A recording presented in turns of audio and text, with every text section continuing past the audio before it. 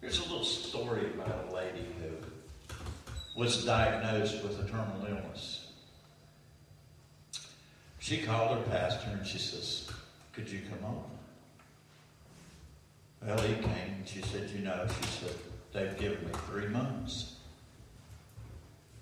She said, "I got to make some plans here." So they picked out her favorite gospel songs and a couple of numbers that she wanted played at the funeral. Made all the arrangements just how she wanted the funeral to go.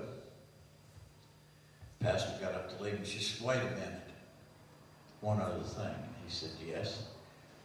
She said, "When they put me in that casket, be sure they put a fork in my right hand." Well, it sure did get the pastor's curiosity up in. "Why?" he says. She says, "Well, when I was a little girl," she says, "my grandma, when she was clearing the table, she'd say, 'Keep your fork.'"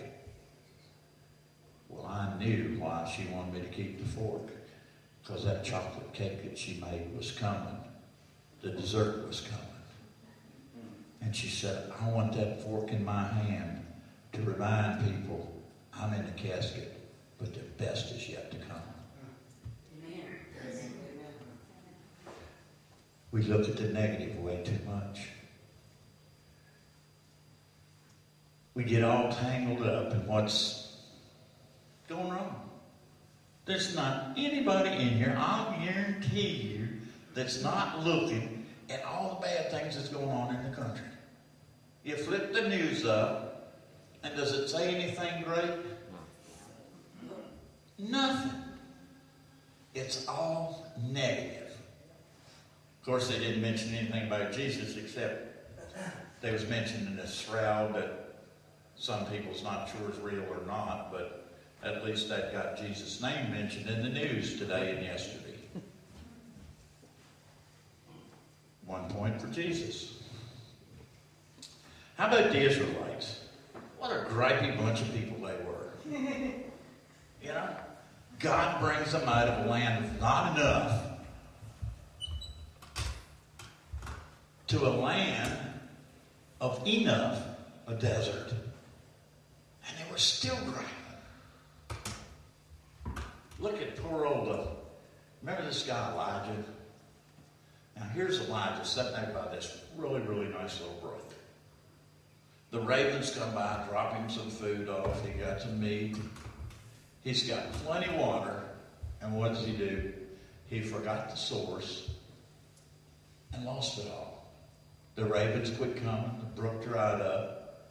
He started griping.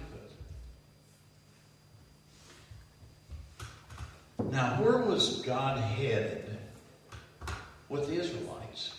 To the promised land. A land where he said it flowed with milk and honey. It was just more there than they could possibly need. But they griped so much and complained so much that they didn't look at the best is yet to come. Why do we do that? God promised us a rapture. He said, "I'm coming back." He said, "Nobody knows the time for the day, but I'm coming back.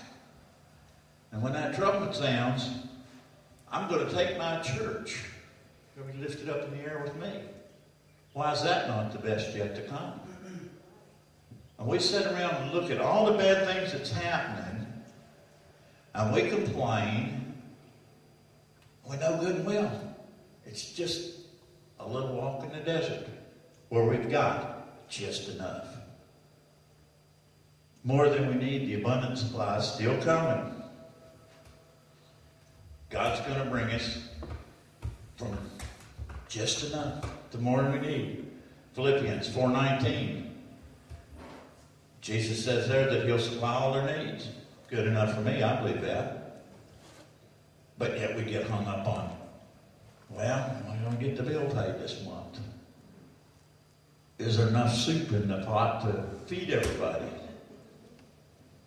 I mean, I got to admit, there's been a couple of days that I've looked at the table over there and it says, okay, where is the food to feed everybody that's going to come? And you know what? I don't think we any any one of us has ever left here hungry. This is the best little bunch of people I've ever seen in my life. I mean, how many nights do you see food boxes go out, takeout boxes?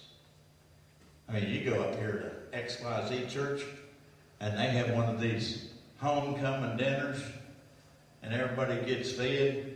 You don't see them supply takeout boxes. God gives us more here than we need. He's blessing us.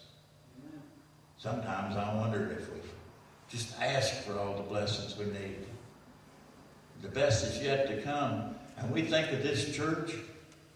Look at what he sent us from a motel room down here. Who would have ever thought we were still going to burn that motel room? Believe me, God didn't like it up there. Because he didn't visit quite as much up there, I don't think, he visits here. He hadn't missed a Sunday since we've been here. Amen? Amen. I'll tell you what. The best is yet to come. We don't have an idea. God might say, well, I'm holding back on that money to buy that church building. He might have a bigger building. I don't know what he's got in mind. He's already sent us some fellows that want to start another church up the road here, about 60-some miles. The best is yet to come. That's more people that's getting to hear about God. The thing that I like, God owns the world, and he owns heaven, and he's in control of both of them. When we dwell in the negative, we're going to get stuck in this world. Because when God takes up his church, there's a lot that's going to get left behind. And I can tell you one thing. The best ain't yet to come for them. There's going to be more misery, more heartache than one could ever possibly imagine. Revelations 21, 1 through 7 gives us a pretty good description of what's to come. Verse 1 starts out, then I saw a new heaven and a new earth. For the first heaven and the first earth had passed away. There was no longer any sea. I saw the holy city, the new Jerusalem, coming down out of the heaven from God, prepared as a bride, beautifully dressed for her husband. And I heard a loud voice from the throne saying, now the dwelling of God is with them, with men, and he'll live with them. They will be his people, and God himself will be with them and be their God. He will wipe every tear from their eyes. There will be no more death, or mourning, or crying, or pain. For the old order of things has passed away.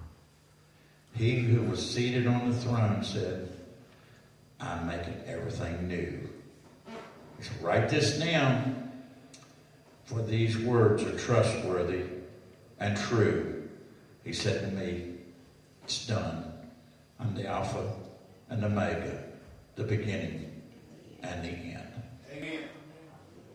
The best is yet to come. The old things are past. The new things are coming.